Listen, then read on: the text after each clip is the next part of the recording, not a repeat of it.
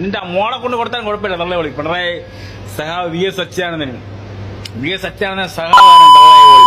ഇവിടെ കൊടുക്ക തള്ളേ വിളി. കണ്ണൂരുള്ള തള്ളേ വിളി പിണ്ടച്ചു മോനെ പിണറായി വിജയൻ തള്ളേ വിളി പിണറായി വിജയൻ. ഇവനൊരു BJP കാരനാണ്. ഭാരത് മാതാ കി ജയ്, വന്ദേ മാതരം. നമസ്കാരമുണ്ട്. കരിമാടനാണ്. എല്ലാവർക്കും സുഖമല്ലേ മുത്തേ? അപ്പൊ നമ്മുടെ തിരുവനന്തപുരം കോർപ്പറേഷനിൽ ലാൽ സലാം സഖാക്കള്.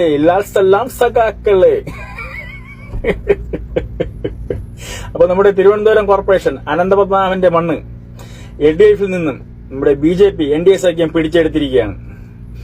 അവിടെ മികച്ചൊരു ഭരണം കാഴ്ചവെക്കാൻ NDA സഖ്യത്തിന് BJPക്ക് സാധിക്കട്ടെ എന്ന് ആത്മാർത്ഥമായിട്ട് ആശംസിക്കുകയാണ്. എന്തായാലും മാപ്പ് എത്തിയിട്ടുണ്ട്. നമസ്കാരമുണ്ട്. 2 ദിവസം മുമ്പ് ഞാൻ സഹാബ് പിണറായി വിജയനെയും മകൾ വീണയെയും അധിക്ഷേപിച്ചുകൊണ്ട് വളരെ മോശമായിട്ടുള്ള രീതിയിൽ ഒരു വീഡിയോ ഉണ്ടായി. എൻ്റെ തെറ്റാണ്. മദ്യത്തിൻ്റെ ലഹരിയിലായിരുന്നു.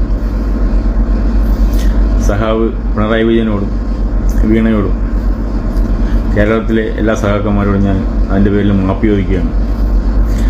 എന്നെ കൊല്ലണമെന്ന് പറഞ്ഞാണ് എല്ലാ സഹാക്കന്മാരും നടക്കുന്നത്. നിങ്ങൾക്ക് എന്നെ കൊന്നിട്ട് നിങ്ങൾക്ക് ജയിക്കുക, കൊന്നാലേ നിങ്ങൾ ജയിക്കുമെങ്കിൽ നിങ്ങൾക്ക് അങ്ങനെ എന്നെ കൊന്നിട്ട് ജയിക്കാം. എനിക്ക് കുഴപ്പമൊന്നുമില്ല. എന്നെ കൊല്ലുക, ജയിലടക്കുക, എന്തുവേണോ ചെയ്യാം.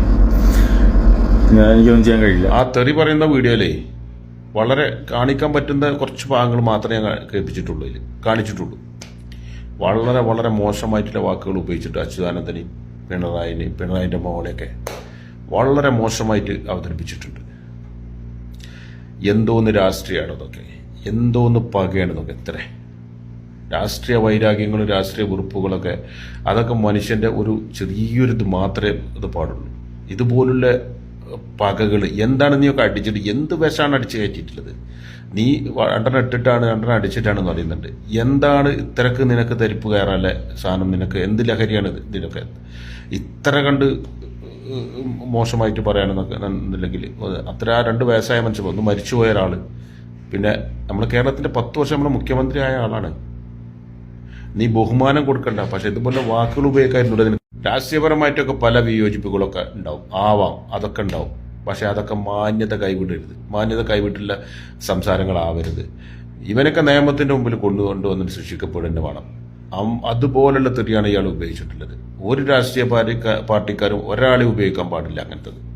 അങ്ങനത്തെ സംസ്കാരം തന്നെ അനുവദിച്ചുകൂടാ. അങ്ങനത്തെ സംസ്കാരത്തിലൊക്കെ മുളയിലേ നുള്ളണം. അതൊക്കെ എനിക്ക് എന്ത് വില കൊടുത്തും ഇങ്ങനത്തെ ആളുകളെ നിയമത്തിന്റെ മുമ്പിൽ കൊണ്ടുവരാൻ ചെയ്യണം എന്നുള്ളതാണ് എൻ്റെ അഭിപ്രായം. ഒരു രാഷ്ട്രീയ പാർട്ടിക്കാരും ഇങ്ങനെ പറയാൻ പാടില്ല. ഒരാളെയും ഏത് നിനക്കിപ്പോ നീ സംഘപരിവാര RSSകാരനാണെന്നില്ല ആ ഒരു തണ്ടിലായിരിക്കും പറയുന്നത്. വിടരുത് ഇതുപോലുള്ള ആളുകളെന്നും.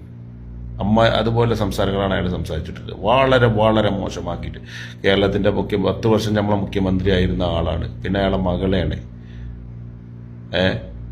മാന്യത കുറച്ച് വിമർശനങ്ങളും അതൊക്കെ എല്ലാവരും ചെയ്യലുണ്ട്. പക്ഷെ ഇതൊക്കെ ഒരുപാട് കടന്നുപോയി. അതിന് എന്തിന്റെ പേരിലായിരുന്നെങ്കിലും ശിക്ഷിക്കപ്പെടുന്ന വേണം ഇയാളെ.